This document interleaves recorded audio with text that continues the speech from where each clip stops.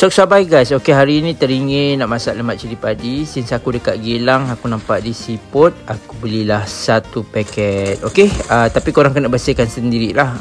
Ada yang dah potong punya. Kalau korang tak rajin, korang boleh belilah yang dah potong punya. Kalau korang rajin, korang bolehlah bersihkan sendiri. Yang ini aku letak cili padi supaya dia punya pasir-pasir dekat dalam yang hidup tu diorang boleh muntahkan. Jadi korang dapatlah bersih. Dan korang potong bahagian bontot tu semua tahu satu-satu. Untuk bahan lemak cili padi senang je. Korang letak bawang, bawang putih, buah keras, kunyit hidup dan juga cili padi. Panaskan periuk, letak bahan-bahan tadi dan juga serai yang dah dititik. Dan letakkan santan dalam 500 gram.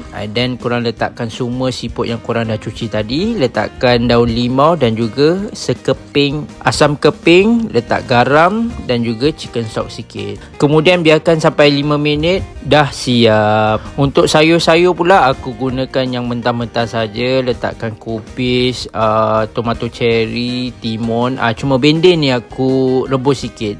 Kemudian korang boleh plating lah. Untuk sambal belacan aku tak gunakan sambal belacan, tapi aku gunakan ni sambal yai.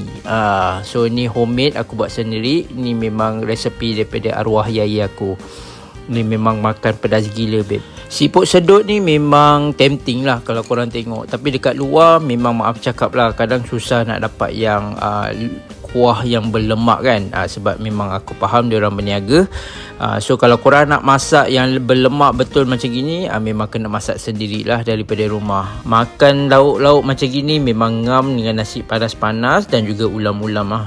Lagi-lagi kalau korang ada sambal belacan atau apa-apa jenis sambal lah, memang kena. So kalau korang nak dapat siput yang fresh macam gini, memang korang kena masak sendiri. Korang kena pergi pasar beli and korang kena buat sendirilah.